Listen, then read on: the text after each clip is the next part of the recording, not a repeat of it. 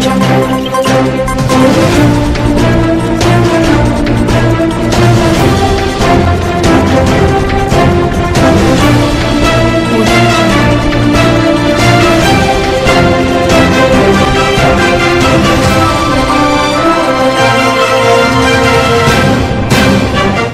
भर के सह प्रायोजक हैं रवि ट्रेडिंग कंपनी। साईं प्रणाम। सिटी वन चैनल में सभी दर्शकों का बहुत बहुत स्वागत है। आप देख रहे हैं दिन भर और मैं हूं सुनय पांडे। खबरों के विस्तार में जाने से पहले हम जाएंगे हेडलाइंस में, लेकिन हेडलाइंस में भी जाने से पहले सिटी वन परिवार की ओर से हमारे दर्शकों से अपील है। अपील ये है कि कोरोना के मरीजों की संख्या लगातार बढ़ रही है, तो बेवजह घरों से बाहर ना निकलें और अगर अति आवश्यक ना हो तो सड़कों पर ना आए। अब पेश है हेडलाइंस। 5 कालिदास मार्ग से वीडियो कॉन्फ्रेंसिंग के जरिए मुख्यमंत्री ने अंतर्राष्ट्रीय बाल श्रम निषेध दिवस पर बाल श्रमिक विद्या व कंडीशनर कैश ट्रांसफर योजना का किया शुभारंभ।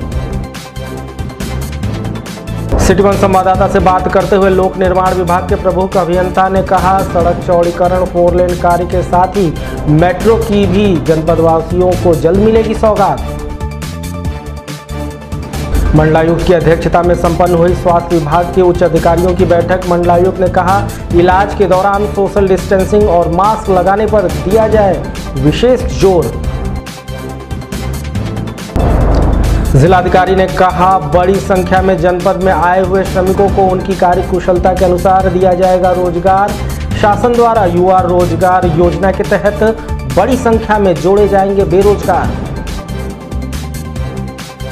मंडलायुक्त की अध्यक्षता में गीरा औद्योगिक क्षेत्र में सीईटीपी की स्थापना के संबंध में बैठक हुई संपन्न। कहा, गाइडलाइन के अनुसार कार्य समयबद्ध ढंग से किया जाए पूर्ण।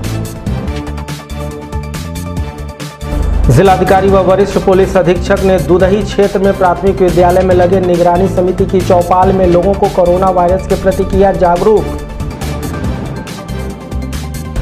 संपत्ति के लिए भाइयों ने पत्नियों सहित कुल 8 लोगों के साथ मिलकर की थी अपने ही भाई की हत्या। पुलिस ने 2 महिलाओं समेत 1 भाई को किया गिरफ्तार। जिलाधिकारी व वरिष्ठ पुलिस अधीक्षक ने चौरैया गोरा में सार्वजनिक हैंड वॉश वाटर टैंक का किया उद्घाटन।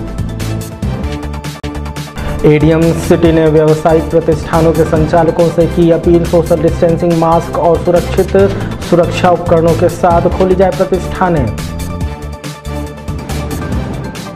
एआरटीओ व एसपी ट्रैफिक ने संयुक्त रूप से 4, 3 व 2 पहिया वाहनों के खिलाफ चलाया सघन चेकिंग अभियान। लोगों से सोशल डिस्टेंसिंग और मास्क लगाने की अपील। विश्वविद्यालय में खुला मास्क बैंक, लोगों को संक्रमण से बचाने के लिए किया जाएगा जागरूक। राष्ट्रीय सेवा योजना की अहम पहल। विभिन्न मांगों के संबंध में ई रिक्शा चालकों ने उत्तर प्रदेश व्यापारी कल्याण बोर्ड के उपाध्यक्ष को सौंपा ज्ञापन, कार्रवाई करने की मांग। गोरखपुर बेरोजगार ऑटो एसोसिएशन व समाजवादी पार्टी के शहर विधानसभा के अध्यक्ष के नेतृत्व में विभिन्न मांगों को लेकर मुख्यमंत्री को संबोधित ज्ञापन, जिलाधिकारी को सौंपा, उचित कार्रवाई करने की मांग। और जौनपुर में नेहा निषाद हत्याकांड सहित प्रदेश के अन्य हिस्सों में निषादों पर हो रहे हमले के विरोध में निषाद पार्टी की जिला महिला अध्यक्ष के नेतृत्व में कार्यकर्ताओं ने मुख्यमंत्री को संबोधित ज्ञापन, जिलाधिकारी को सौंपा, कार्रवाई करने की मांग। उत्तर प्रदेश के सीएम योगी आदित्यनाथ ने अंतर्राष्ट्रीय बाल श्रम निषेध दिवस के मौके पर बाल श्रमिक विद्या योजना व कंडीशनल कैश ट्रांसफर योजना का शुभारंभ अपने 5 कालिदास मार्ग से वीडियो कॉन्फ्रेंसिंग के जरिए किया। इस दौरान इस योजना के अंतर्गत बालकों को 1000 व बालिकाओं को 1200 प्रतिमाह दिया जाएगा। कक्षा 8, 9, 10 पास करने पर 6000 की प्रोत्साहन राशि दी जाएगी। संगठित असंगठित क्षेत्रों में काम करने वाले 8 से 18 साल के कामकाजी किशोर बच्चों किशोरियों को इस योजना का लाभ मिलेगा। इस मौके पर श्रम मंत्री स्वामी प्रसाद मौर्य और श्रम राज्य मंत्री मनोहर लाल मन्नू कोरी मौजूद रहे। इस दौरान गोरखपुर के NIC वीडियो कॉन्फ्रेंसिंग हॉल में श्रमिकों के पालियों में से विस्तार पूर्वक सभी बच्चों से वार्ता कर हालचाल व अन्य स्थितियों के बारे में CM ने जानकारी प्राप्त की। संविधान लगा था ये दिशा में कार्य कर रहा है और मानो आपके माध्यम से मैं पदों से जुड़े हुए श्रम विभाग आपात श्रम विशेष से जुड़े हुए विभिन्न संगठनों के पदाधिकारी सदस्यगण और उपस्थित भाइयों बहनों, मैं अंतर्राष्ट्रीय बाल श्रम निषेध दिवस के अवसर पर आप सबका हृदय से स्वागत करता हूं, अभिनंदन करता हूं। देश के अंदर एक बड़ा समूह ऐसा है जिसे अपने पारिवारिक परिस्थितियों के कारण बाल श्रम करने के लिए मजबूर होना पड़ता रहा है। इन सब से मुक्ति के लिए समय समय पर सरकारों ने कदम उठाए हैं, लेकिन सबके बावजूद यह महसूस किया जाता रहा है कि बहुत सारे परिवारों या बहुत सारे बच्चे ऐसे हैं जिनकी मजबूरी थी कि वे बाल श्रम करें। ऐसे बच्चों को जिन्हें उनके बचपन में स्कूल जाने, आगे बढ़ने और अपने भविष्य को संवारने और अपने प्रतिभा का लाभ देश और दुनिया को देने का अवसर मिलना चाहिए, जब बचपन में ही वे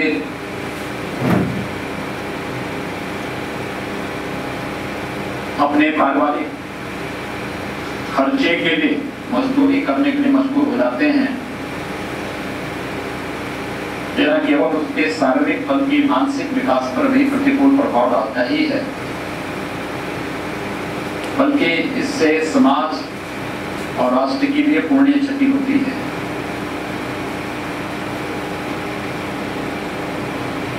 इन सभी को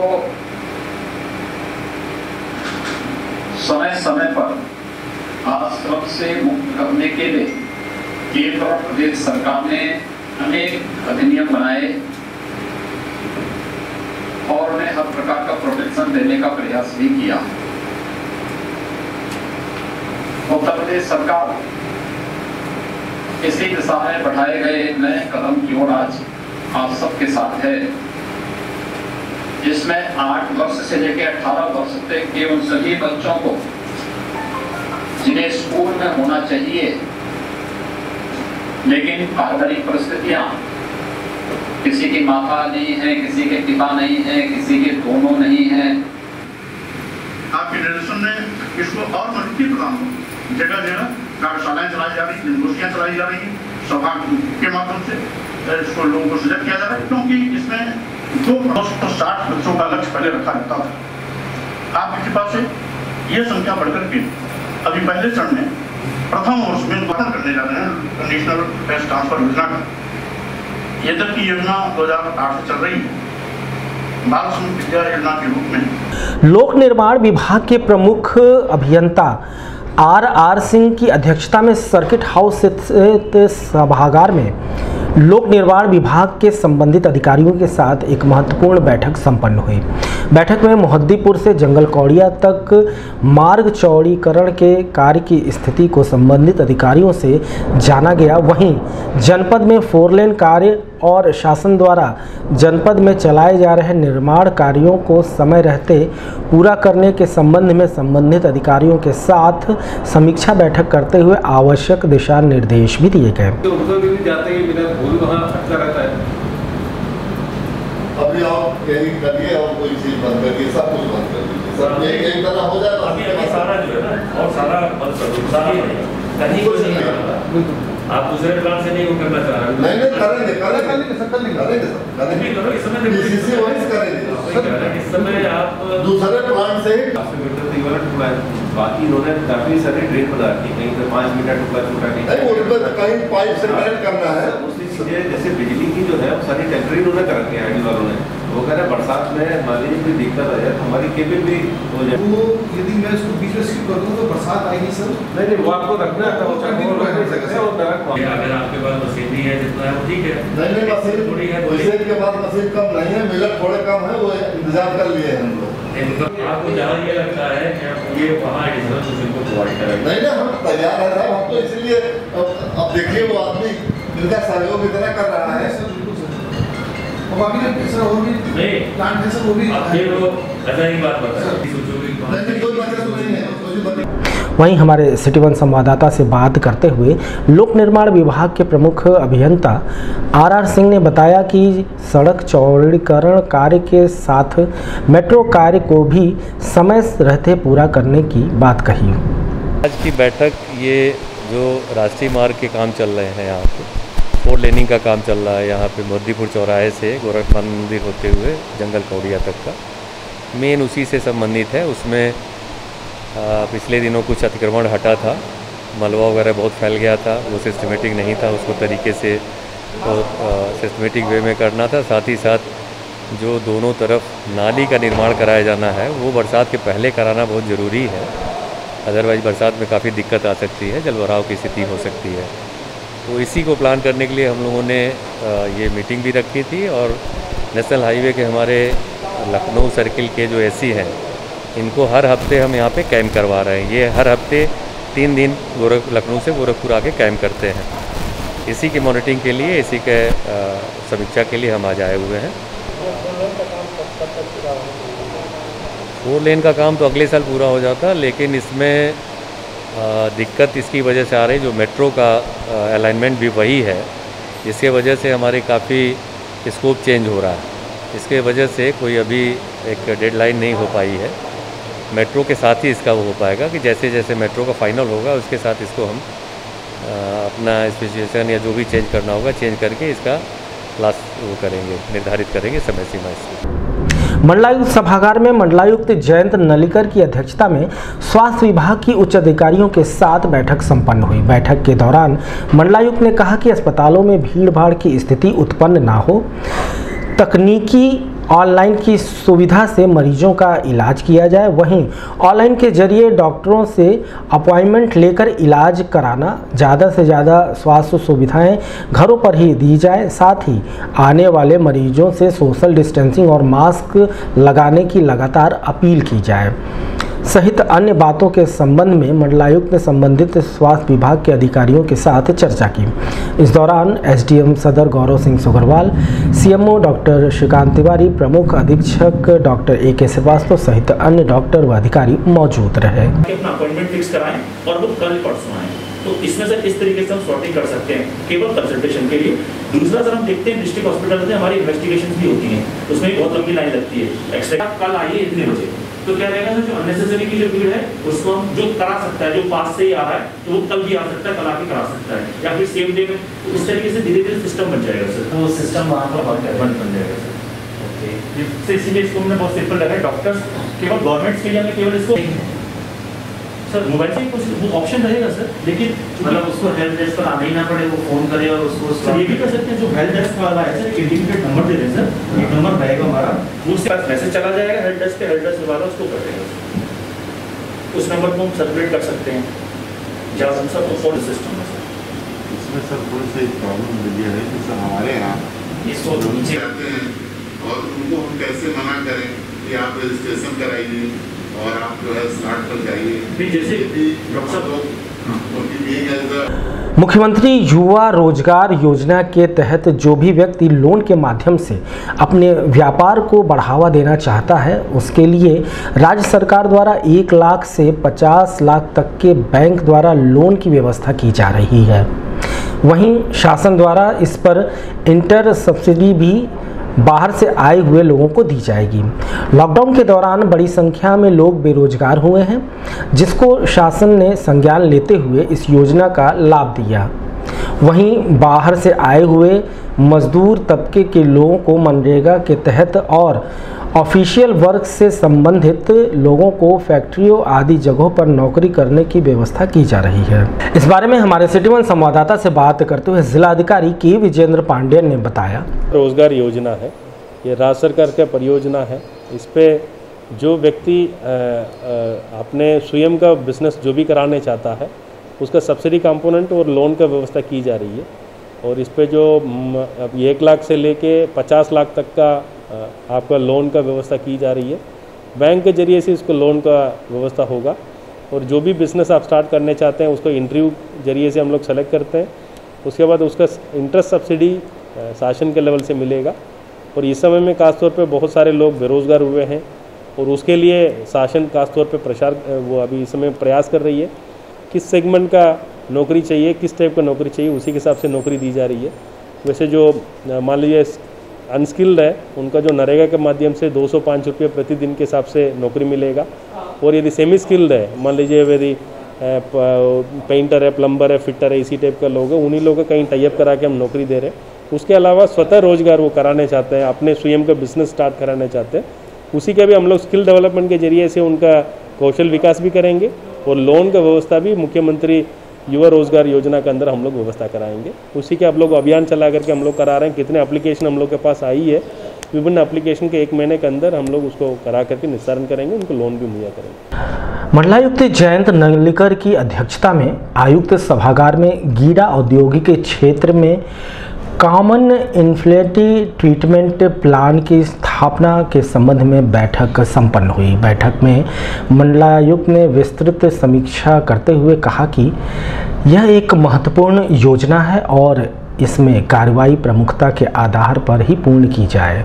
CETP स्थापित किए जाने हेतु गीडा के अधिसूचित क्षेत्र में ग्राम अड़ियालपार में 11.15 एकड़ भूमि क्रय कर लिया गया है, जिसका नमामि गंगे की तकनीकी समिति के द्वारा कार्यदायी संस्था और गीडा के अधिकारियों के साथ स्थल भ्रमण औद्योगिक का निरीक्षण भी किया जा चुका है।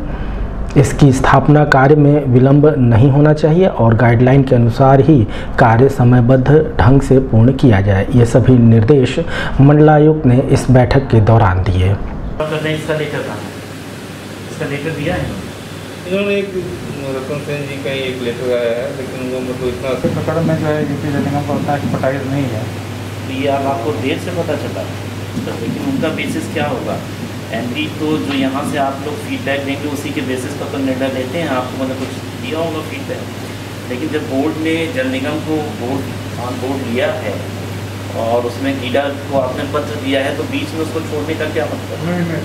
और ये project government of India, state government और गीडा की जॉइंट फंडिंग से हो रहा है, जिसमें ये बोर्ड को भी लास्ट टाइम मुझे लगता है आपने बताया बोर्ड को एप्लाइज किया बैठक में एक बार तो ये IDC साहब और माननीय मुख्यमंत्री जी के भी नोटिस तो बीच में छोड़ के फिर दूसरे को हायर करना ये डिफिकल्ट है हमारा लिए। ये आपकी तरफ से ही आया है।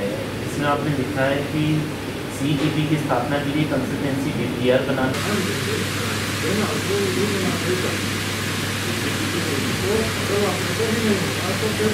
जिलाधिकारी के विजेंद्र पांडेयन एवं वरिष्ठ पुलिस अधीक्षक डॉक्टर सुनील कुमार गुप्ता द्वारा जनपद गोरखपुर के सरदार नगर क्षेत्र के दुदही प्राथमिक विद्यालय में लगे निगरानी समिति के चौपाल में हिस्सा लेकर कोरोना से बचाव के लिए आमजन को जागरूक किया गया। वहीं लोगों से सोशल डिस्टेंसिंग बनाते हुए मास्क लगाने की उनसे अपील भी की गई। संभावना बढ़ती जाती है, इसलिए हमें कुछ दिनों तक, जब तक कि ये ग्राफ जो बढ़ता जा रहा है, आप डेली सुन रहे होंगे, अब तो 10,000 रोज के लगभग केस आ रहे हैं और ये दिन पर दिन बढ़ता ही जा रहा है। तहसील से कौन आया भाई? राशन कितने लोग का दे दिए, कितने का रह गया? 42 लोगों का मिला है। 42 लोग का रह गया है, परिवार का एक मिलेगा, है ना? 42 लोगों का मोबाइल फोन जैसे घूम रहा है वैसे कोरोना घूमता है, आदमी के साथ साथ घूमता है। तो मैं यहाँ पुलिस की दृष्टि से थोड़ा यही बताऊंगा कि लॉकडाउन अभी चल रहा है, जो आपको पता है कि रात में 7 बजे के बाद ये अलग बात है कि उससे 90% लोग 80% लोग ठीक हुए जा रहे हैं, लेकिन वो 20-22 साल से लेकर के सभी उम्र के लोगों को चपेट में ले रहा है। और इसकी जो सबसे बड़ी बात है कि ये कभी भी, ये डीएम साहब ने एक पहल की है कि हम ब्लॉक जा करके ये एक संदेश दे रहे हैं। हालांकि हमें भी पता है यहाँ पर 100 से 200 लोग हैं और ब्लॉक की आबादी तो हजारों में है, लेकिन हमारा मानना ये है कि हम जो गीडा थाना क्षेत्र के अंतर्गत पड़ने वाले एकला बांध पर बीते 9 जून को एक व्यक्ति की लाश मिली थी।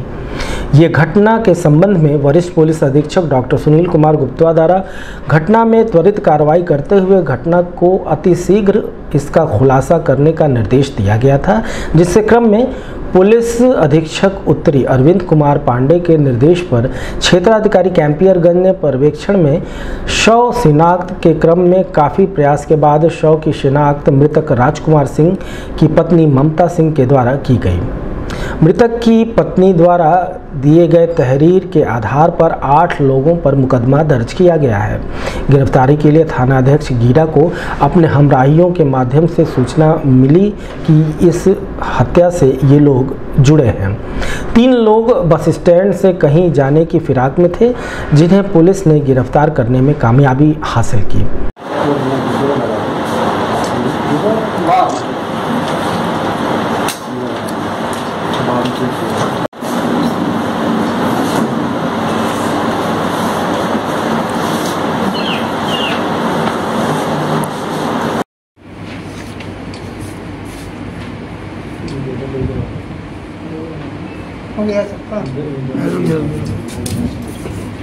इस घटना का पुलिस लाइन सभागार में खुलासा करते हुए पुलिस अधीक्षक उत्तरी अरविंद कुमार पांडे ने बताया, व्यक्ति का शव मिला था एकला बंदर पे 900 चौकी के अंतर्गत और शिनाख्त भी नहीं हुई थी। उसके पास से हमारे एसओ साहब को जो एक टिकट मिला रिजर्वेशन का कैंसिल कराने का, उसमें एक मोबाइल नंबर था, उसके माध्यम से जो है बहुत तेज़ी में हम लोग लगे तो शिनाख्त जो है जल्दी हो गई थी। शिनाख्त हो गई तो मृतक की पत्नी को से मुकदमा जो है दर्ज कराया गया था और बहुत आश्चर्यजनक ढंग से उसमें जो है मृतक का भाई और उसके जो है अन्य क्या कहते हैं भाइयों की पत्नियां और जब मतलब पूरा परिवार ही इन्वॉल्व इसमें मिला। जो है 2 स्त्रियां और गिरफ्तार की गई हैं और ये जो है संजय सिंह है मृतक का सगा भाई है। इस विवाद को लेकर जो है 3 अभियुक्त जो है गिरफ्तार किए हैं। गीडा पुलिस द्वारा अच्छी सफलता प्राप्त की है। बाकी को भी शीघ्र गिरफ्तार किया जाएगा और इनको जेल भेजा जाएगा। कारण क्या था? कारण ये था कि इनकी जो है एक भाभी थी जिनका मुंबई में प्लाट था। मुंबई में प्लाट उन्होंने एक भाई को दे दिया था और एक दूसरा भाई जो है आशा करता था विजय सिंह कि जो है बाकी जो है हिस्सा हमको मिलेगा।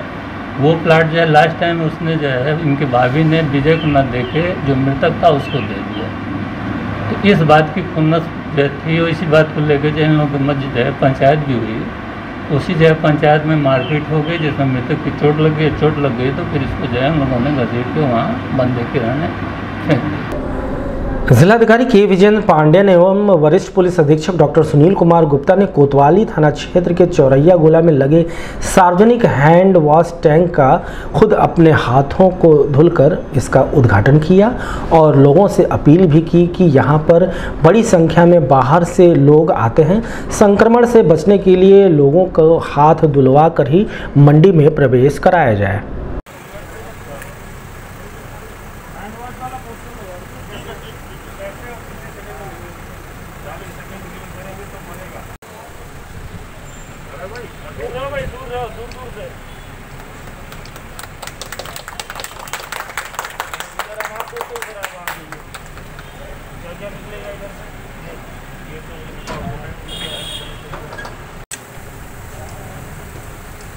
झाग नहीं निकल रहा है, झाग नहीं निकल रहा है, ये नकली है क्या?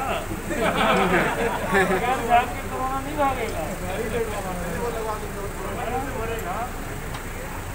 कोतवाली थाना क्षेत्र के व्यावसायिक प्रतिष्ठानों का एडीएम सिटी आर.के. श्रीवास्तव ने निरीक्षण कर व्यावसायिक प्रतिष्ठानों के संचालकों से अपील की कि सोशल डिस्टेंसिंग और मास्क के साथ ही समुचित सुरक्षा उपकरण की व्यवस्था के साथ प्रतिष्ठानों को रोस्टर के आधार पर खोला जाए, जिससे संक्रमण को बढ़ने से रोका जा सके और लोग सुरक्षित रह सकें।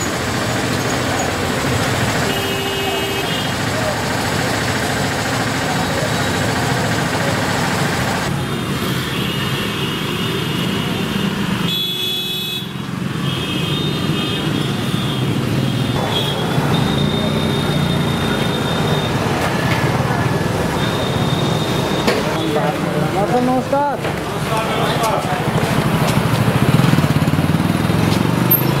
इस संबंध में हमारे सिटी वन संवाददाता से बात करते हुए एडीएम सिटी आर.के. श्रीवास्तव ने बताया, आज कोतवाली क्षेत्र में मेरे द्वारा भ्रमण किया गया। देखा गया कि दुकानों में कोई ऐसा दुकानदार तो नहीं है जो सामान अपनी परिधि से बाहर रखे हो या जिसके यहाँ सोशल डिस्टेंसिंग ना मेंटेन की जा रही हो। वो दुकानदार अपना सामान परिधि में रखे हुए हैं और सोशल डिस्टेंसिंग भी मेंटेन है। सैनिटाइज़र की बोतल भी दुकानदार अपने एंट्रेंस पर ही रखे हैं। तो इस तरह अभी उनके द्वारा अनुशासित रूप से दुकानें खोली जा रही हैं। तो चलिए अब वक्त हो चला है छोटे से ब्रेक का, कहीं मत जाइएगा, हम चल लौट रहे हैं वापस। गोरखपुर की विश्वसनीय दुकान रवि ट्रेडिंग कंपनी, टाइल्स एवं बाथ फिटिंग के फुटकर एवं थोक विक्रेता।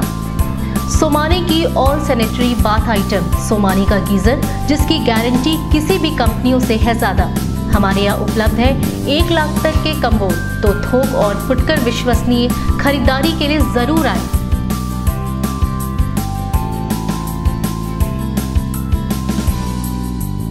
Ravi trading company, mobile number 9450144390।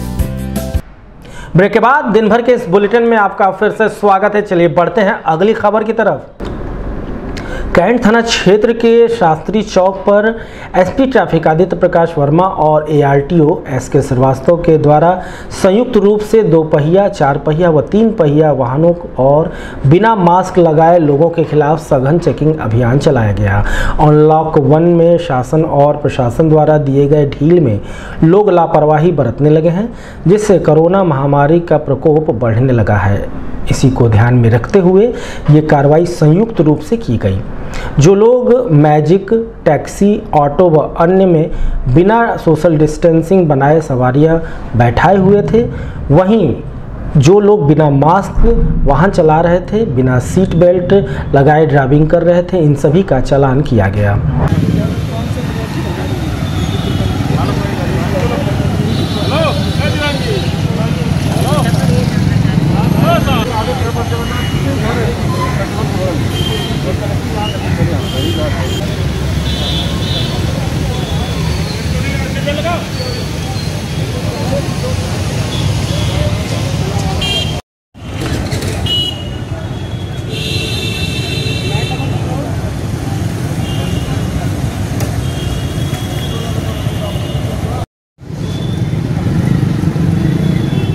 Headphone लगा, अभी तक निकला नहीं। देख लो आप इनका जरा बंदबाजी आपका कैसा है? हेलमेट कहाँ है आपका? हेलमेट कहाँ है? हेलमेट आपका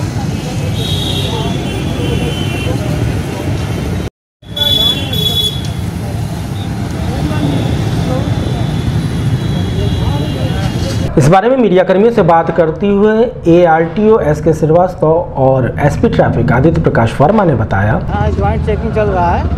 इसमें ऑटो रिक्शा है जिसको अभी परमिशन नहीं मिल रहा है चलने के लिए, उन सबों के खिलाफ कार्रवाई की जा रही है। सीट बेल्ट वालों के खिलाफ कार्रवाई की जा रही है। कितनी कार्रवाई की गई अभी तक? अभी तो भाई 11 बसें और 8 तो मैजिक हुई है। अब बाकी कुछ सीट बेल्ट हेलमेट में चला हुआ है। तो ये आरटीओ और ट्रैफिक की संयुक्त कार्रवाई हो रही है। हाईवे पे भी कुछ कार्रवाइयाँ हुई हैं? देखिए, जो कोविड-19 का प्रकोप लगातार चल रहा है और लोग उनको प्रॉपर गाइडलाइंस दी जा रही हैं, उसके बाद भी फॉलो नहीं कर रहे हैं। चाहे वो 4 पहिया वाहन हो, चाहे 2 पहिया वाहन हो, चाहे 3 पहिया वाहन हो, कोई भी व्यक्ति उन गाइडलाइंस को फॉलो नहीं कर रहा है। कोई मास्क नहीं लगाए हुए है, कोई हेलमेट नहीं लगाया है, कोई सीट बेल्ट नहीं पहने हुए है। तो ऐसे लोगों को ही हम लोग शिक्षा देने के लिए सड़कों पर उतरे हुए हैं और जो इस प्रकार के नियमों का उल्लंघन कर रहे हैं उनका हम लोग चालान कर रहे हैं और उनको मास्क पहनना पड़ेगा, हेलमेट पहनना पड़ेगा, सीट बेल्ट लगानी पड़ेगी। अच्छा, सड़कों पर इस समय जो टेम्पो है या जो 3 पहिया और तमाम टैक्सी के साधन है वो सड़कों पर नजर आते, क्या इन्हें परमिशन है क्या निकलने की? नहीं, ऐसा हम लोग कोई अभी आदेश नहीं इनको चलने का, हमारे पास कोई ऐसा आदेश नहीं है और इसलिए हम लोग इनका चालान कर रहे हैं। जो निर्धारित क्षमता के लिए जो बताया गया है, जब तक कोई आदेश प्राप्त नहीं होगा हम लोग कार्रवाई करेंगे। दीनदयाल उपाध्याय गोरखपुर विश्वविद्यालय के राष्ट्रीय सेवा योजना कार्यालय में मास्क बैंक खोला गया है। इस बैंक का मुख्य उद्देश्य विद्यालयों में मास्क व सैनिटाइजर को एकत्रित करके समाज में वितरित करना है। लोगों को संक्रमण से बचाने के साथ ही जागरूक भी किया जाएगा। प्रत्येक महाविद्यालयों में कम से कम 200 मास्क पर जमा करने का आग्रह किया गया है।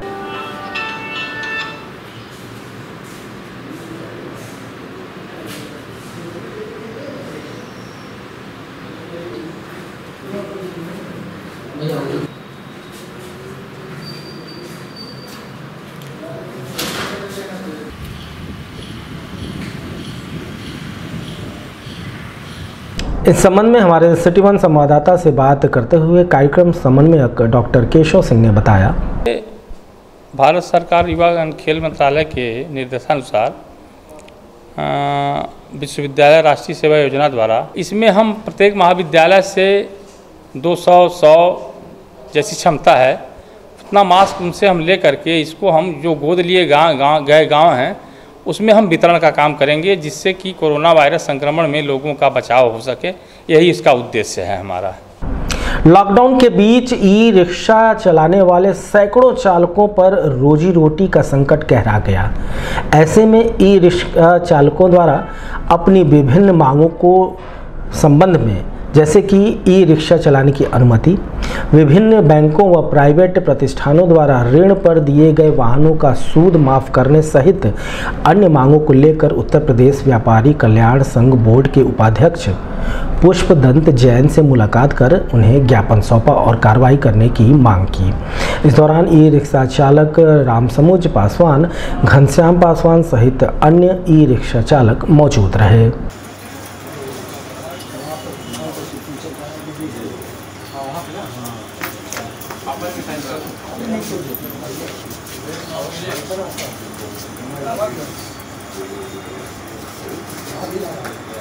अभी आ रहे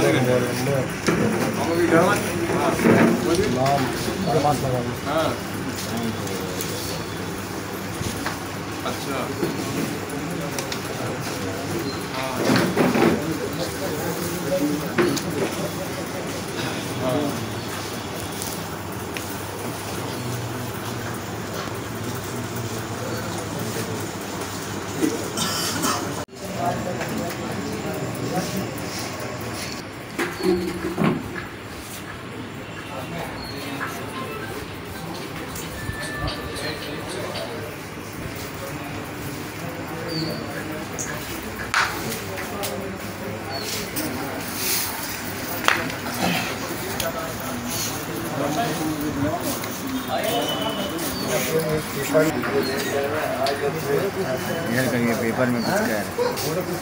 गोरखपुर बेरोजगार ऑटो एसोसिएशन एवं समाजवादी पार्टी शहर विधानसभा के अध्यक्ष अशोक चौधरी द्वारा ऑटो रिक्शा चालकों और मालिकों की विभिन्न समस्याओं को लेकर मुख्यमंत्री योगी आदित्यनाथ को संबोधित ज्ञापन जिलाधिकारी के विजयेंद्र पांडेय को सौंपा गया।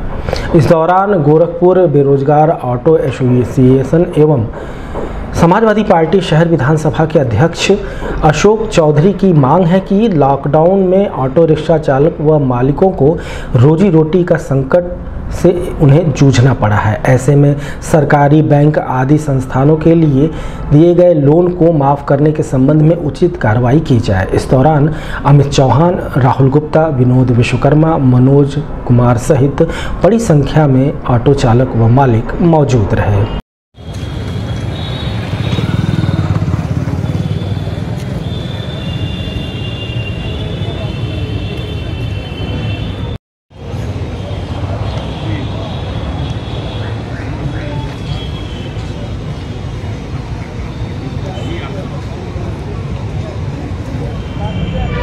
आज जिलाधिकारी कार्यालय पे ऑटो रिक्शा की समस्याओं को लेकर के ज्ञापन दिया हूँ। ऑटो रिक्शा पिछले जब से लॉकडाउन हुआ है तब से बंद है उसका परिचालन, जिससे ऑटो चालक और मालिक इस वक्त भुखमरी के कगार पर हैं। ऑटो चालक गरीब होते हैं, ऑटो लोन लेकर के चलाते हैं और आज बैंकों से EMI के लिए दबाव पड़ रहा है। लोग भोजन पानी की व्यवस्था नहीं कर पा रहे हैं और जो ऑटो ज़बरदस्ती चला रहे हैं तो उनका चालान हो जा रहा है। तो हमने जिलाधिकारी महोदय को एक ज्ञापन दिया है कि आप सोशल डिस्टेंसिंग को ध्यान में रखते हुए ऑटो चालक को भी कुछ ऐसा मोहलत दीजिए जो चला सके। निषाद पार्टी के निषादों पर हो रहे उत्पीड़न और हत्या के खिलाफ अपनी विभिन्न मांगों को लेकर जिला अधिकारी के माध्यम से मुख्यमंत्री को ज्ञापन सौंपा गया है। इन लोगों की ओर से निर्बल इंडियन शोषित हमारा आम दल के जिला अध्यक्ष जगदीश निषाद के नेतृत्व में पार्टी के अन्य पदाधिकारी और कार्यकर्ताओं ने जौनपुर में निषाद बेटी पर हुए अत्याचार के खिलाफ लामबंद होकर न्याय की मांग की।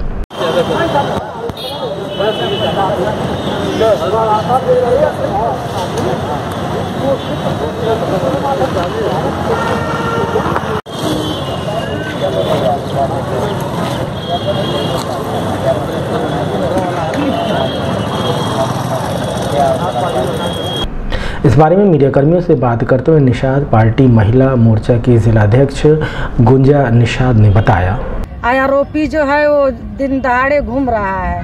हमारे कहने का मतलब ये है जो जौनपुर में नेहा निषाद के साथ बलात्कार हुआ उसको न्याय मिलना चाहिए। जो विरोधी है उसको आप लोग कड़ी से कड़ी सजा दिलवाइए। तो दिन भर के इस अंक में अब तक के लिए इतना ही, लेकिन अगले अंक का कीजिए इंतजार और अपने घरों में अपने परिवार के साथ बैठकर देखिए सिटी वन चैनल। साईं प्रणाम।